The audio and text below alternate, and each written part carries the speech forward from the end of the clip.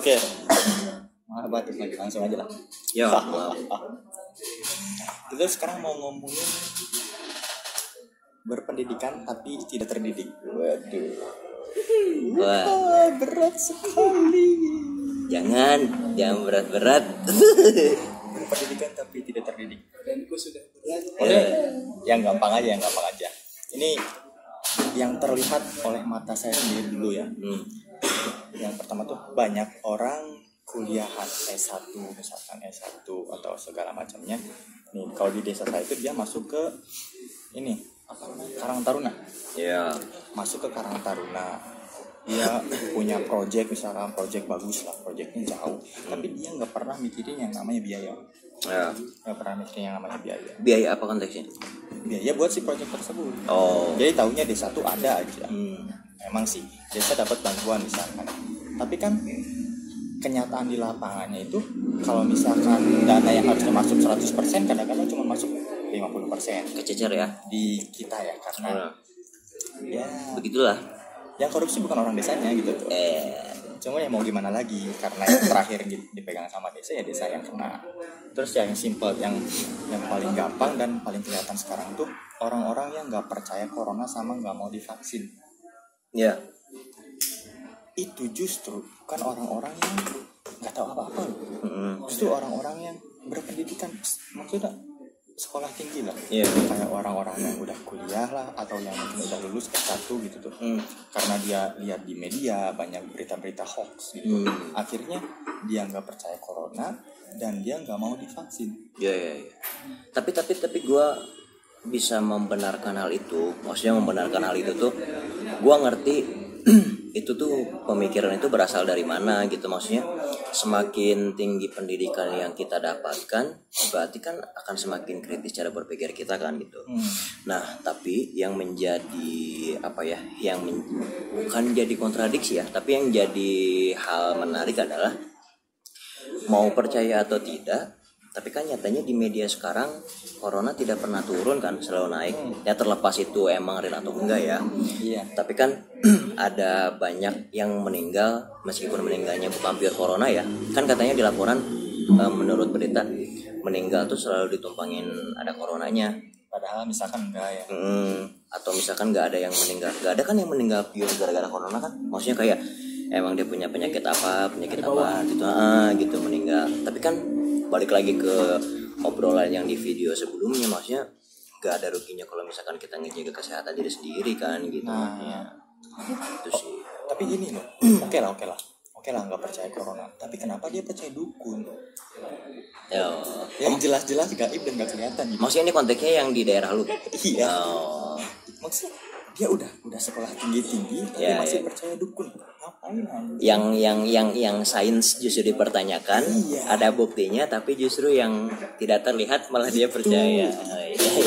Kayak kan ada ini kan, ada misalkan ustadz, ada ustadz nggak percaya corona.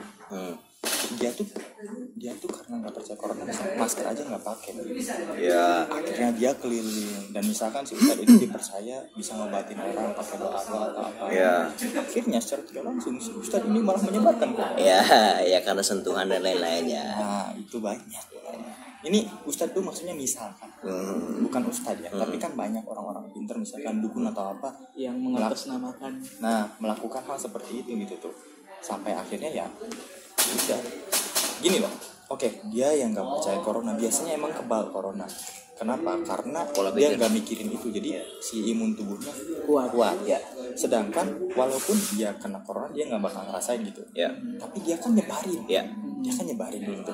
Sama kayak ini. Secara tidak sadar nyebarin. Iya, sama kayak kita pakai masker buat diri kita, bukan buat orang lain. Ya. Tapi sebenarnya kita pakai masker tuh harusnya buat orang lain juga. Ya. Kenapa? Kalau misalkan kita flu aja yang ringan, kita pakai masker, kita bersin, ya udah kita doang yang kena. Tapi ketika kita nggak pakai masker, kita bersin, ya orang di sekitar kita bisa ketularan flu juga kan. Balik lagi ke antibody orang beda-beda ya gitu. Maksudnya ya balik lagi ke yang obrolan kita kemarin, seenggaknya kalau misalkan lo nggak ngelakuin hal jahat ya lu jangan jahat ke keluarga dong. Maksudnya kayak orang lain juga. Iya, kita kan nggak tahu kita terpapar atau tidak gitu. Oke, gua nggak terpapar karena imun gua bagus, tapi kan itu nempel kan ke badan kita. Ketika kita interaksi sama sekitar, sama keluarga, sama lingkungan terdekat, kalau misalkan imun keluarga kita justru malah jelek kan, malah mereka terpapar. Siapa yang rugi? Ya kita sendiri gitu. Rugi waktu, rugi uang gitu. Rugi waktu, rugi uang juga. Iya. Banyak hal yang dikorbankan lah gitu. Terus katanya ada yang mau dibahas antara cerdas dan Iya. Iya, nah berkaitan sama yang tadi kan apa sih namanya?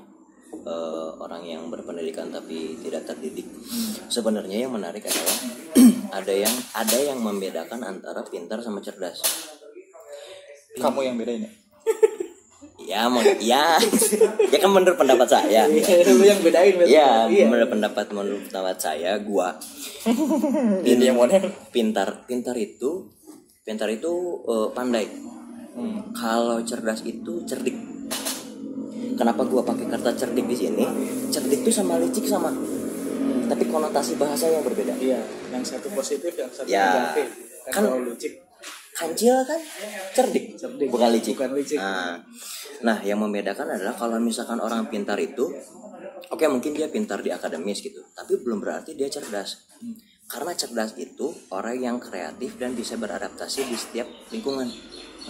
Kalau orang pintar itu orang yang tekun belajar, kemudian dia menguasai ilmu yang dia geluti, dia pelajari. Jadi kalau misalkan dalam segi hal adaptasi, orang cerdas lebih menang. Tapi kalau misalkan dari ketelitian dan keteraturan, orang pintar lebih menang. Karena orang pintar tuh orang yang konsisten melakukan hal yang dia lakukan. Kalau misalkan orang yang cerdas itu, dia orangnya kreatif. Jadi misalkan gini, analoginya adalah misalkan kita mau mecahin batu. Orang pintar itu bakal mukul batu itu sampai hancur, segede apapun terus. Tapi kalau orang cerdas, dia cari titik lemah batunya di mana. Jadi efektif katanya. Jadi kalau misalkan orang pintar itu etos kerjanya yang maksimal, kalau misalkan orang cerdas itu dia kreatif, bisa nyari celah di mana dia bisa masuk. Nah itu menurut gua gitu ya, maksudnya ada kok di internet juga, cari aja dah gitu. Kalau misalkan sekiranya hal itu meragukan, ya gua juga nggak bilang kalau opini gua benar kan. Gitu menurut gua. Tahu ngerti nih. Orang pintar sama orang cerdas. Gini, simpelnya di bengkel. Misalkan bengkel motor resmi. Biasanya apa sih si solusi yang ada di situ tuh misalkan langsung ganti, nggak pernah diakalin. Tapi kalau misalkan bengkel-bengkel yang di pinggir jalan itu bisa diakalin semurah mungkin kita servis. Iya. Misalkan mesin diakalin lah gimana caranya biar nggak turun mesin. Kalau di bengkel-bengkel jalan.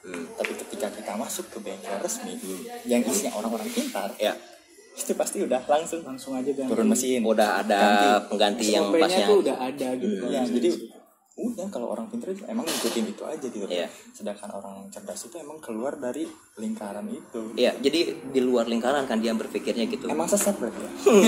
Tapi efektif. Berarti efisien. orang-orang sesat itu emang cerdas sebenarnya. Iya. Agak gimana yang maksud cerdik? cerdik. Enggak, maksud gua konklusinya tuh kalau misalkan pintar tuh orang yang ngikutin pattern gitu. Bukan berarti salah, ya dia pintar berarti dia enggak salah dong gitu. Cuma orang cerdik tuh orang yang kreatif yang bisa ngelihat adanya peluang. Kalau misalkan orang cerdas itu belum tentu pintar. Orang pintar juga belum tentu cerdas. Jadi mereka tuh punya lingkaran masing-masing gitu. Mungkin ada yang bisa masuk salah satunya, mungkin ada yang beda gitu. Ada yang bisa dua-duanya, dia pintar juga, dia cerdas juga. Simpelnya kayak gini deh, kalau misalkan lu dulu sekolah terus nilai lu selalu bagus, lu ranking lah gitu. Mungkin dia pintar, tapi dia belum tentu cerdas, dia belum teruji di lapangan. Kalau banyak kayak itu. Kalau misalkan dia di dunia kerja terus dia memang bisa beradaptasi dengan baik, ya berarti dia pintar dan cerdas gitu. Tapi kalau misalkan dia tidak kreatif dan tidak bisa beradaptasi, mungkin dia dulu waktu sekolahnya hanya hafalan aja, nggak bisa improve, ya udah dia pintar gitu. Kan banyak tuh kalau misalkan dulu waktu sekolah kerjaannya bolos terus, atau misalkan nggak pernah ngerjain PR dan lain-lain. Tapi ketika di dunia kerja, dia tahu apa yang dia kerjain, karena dia bisa adaptasi. Ya berarti dia nggak pintar, ya dia cerdas. Cerdas apa? Untuk beradaptasi dengan lingkungan yang baru, bisa untuk mengerjakan pekerjaan yang dia inginkan. Kalau menurut gua ya. cerdas, orang cerdas. Satu lagi orang cerdas yang negatif itu tadi apa konotasinya? Licik. Orang licik itu berarti koruptor. Oke. Iya kan? Bisa Gini jadi. loh. Dia naik jabatan tinggi dan dia bisa memanfaatkan jabatannya itu nyari celah. Ini dapat uang lebih dari mana? Kayak orang yang suka nipu-nipu juga itu cerdas loh. Iya. Tapi itu berarti konotasinya licik gitu. Karena kenapa disebut licik? Kenapa konotasinya jadi negatif? Karena dia mengambil keuntungan dari orang lain. Berarti ada yang dirugikan di situ. Merugikan orang lain lagi. Nah, merugikan orang lain. Nah, kenapa cerdik konotasinya positif? Karena dia berkreativitas dan memanfaatkan keadaan yang tidak merugikan orang lain. Gitu. Maksudnya dia emang kreatif ya, membuat diri dia sendiri gitu kan, keuntungannya dia punya ilmu, kemudian dia bisa beradaptasi dengan cepat di lingkungan gitu. Jadi tidak ada yang dirugikan. Bedanya di situ aja sih kalau menurut gua. Menurut kau bedanya di mana, Bang? Sebelum ke situ sebenarnya ada satu pertanyaan sih ya. Ada pertanyaan di mana ada nggak sih kesinambungan antara malas dan cerdas tuh?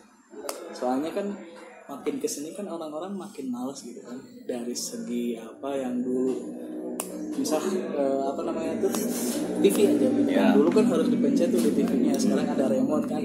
Remote itu nggak membuat kita malas buat gerak ke depan TV kayak gitu. Ada nggak sih Konteks malasnya gimana dulu? Kalau misalkan gua, jadi konteks malasnya tuh ada nggak kesinambungan sama yang orang cerdas gitu tuh? Lebih inilah. maksudnya kalau misalkan orang nggak malas bisa jadi cerdas gitu. Kalau misalkan gua perhatiin pernyataan lu, kayak contohnya yang tadi, ngarahnya berarti karena ada perkembangan teknologi ya. Nah, itu sih menurut gua masing-masing, maksudnya masing-masing tuh Tergantung personalnya masing-masing. itu pasti. Tapi malas itu bukan alasan, tapi akibat dari perkembangan teknologi, akibat semuanya menjadi praktis, jadi praktis, kemudian semuanya digunakan. Kayak kita kan pesan makanan bisa lewat ini kan, ojek online kan. Itu bukan berarti malas tapi efektif. Bisa aja dikonotasikan sebagai malas, tapi kan itu hal yang disuguhkan oleh teknologi. Mungkin untuk beberapa orang ya lalu tinggal beli, tapi kalau lu tinggal pesan aja malas, ya itu terserah masing-masing. Tapi kalau misalkan konteksnya, misalkan orang yang malas emang orang yang enggak mau melakukan kegiatan apapun, misalkan orang mageran dan lain-lain, ya berarti emang dia enggak ada motivasi hidup aja. Negatif ya gitu. Maksudnya tergantung personalnya masing-masing menanggapi kemajuan teknologinya gitu. Nah, dan kemajuan teknologi itu emang bersinambung sama malas tadi. Kemalasan kan? Jadi seorang cerdas itu ngelihat misalkan orang Indonesia malas nih. Malas buat nunggu kendaraan di pinggir jalan. Akhirnya muncullah yang namanya Gojek, Grab. Yang bisa kita di rumah kita nungguin si taksinya atau si mobilnya itu datang gitu, jemputannya. Itu kan berarti bersinambung kan? Orang pengen makan tapi malas keluar rumah. Akhirnya mereka orang-orang cerdas tuh bikin lagi teknologi. Gimana caranya buat manfaatin kemalasan orang ini gitu. Sebenarnya mau nggak mau orang yang bikin apps tuh terinspirasi dari orang malas tuh. Maksudnya kan orang banyak malas dan orang yang kerjanya overwork gitu. Kan? Maksudnya kayak nggak ada waktu lagi gitu. Kalau misalkan orang malas buat belanja keluar, kenapa kita nggak bikin aplikasi yang buat memudahkan mereka aja gitu kan? Jatuhnya lebih memudahkan. Bukan ke arah malasnya tapi memudahkannya. Tapi kalau misalkan gua ngelihat benang merah yang tadi, emang malas ada hubungannya sama orang cerdas. Kalau misalkan dia malas tapi dia bisa beradaptasi di dunia kerja yang dia mau, gue pikir sih dia cerdas ya. Berarti efisien dia. Dia tahu kapan dia harus malas, dia kapan tahu harus adaptasi gitu. Kayak misalkan kalau misalkan gak ada hal yang harus dikerjain, ya bukan berarti lo malas-malasan, tapi lo beristirahat. Tapi kalau misalkan pas waktunya lo kerja, ya udah kerja. Gua nulis, bikin artikel, kalau misalkan emang lagi nggak ada kerjaan, ya gue malas-malasan lah di rumah gitu, maksudnya di kasur tidur-tiduran gitu. Tapi kalau ada kerjaan, berarti kan kita punya target. Kalau misalkan kategorinya gitu, berarti dia tahu kapan waktu untuk beristirahat, tahu kapan untuk bekerja. Nah itu berarti efisien namanya. Tuh kalau menurut gue efisien. Gue jadi inget ini omongannya Bill Gates, pernyataan Bill Gates. Apa tuh? Yang ketika di kerjaannya gitu, di kopsnya itu dia pengen membuat sesuatu atau ada error apapun, dia ngasih kerjaan itu ke orang malas. Soalnya orang malas itu pasti nyari celah yang paling cepat. Katanya kayak gitu.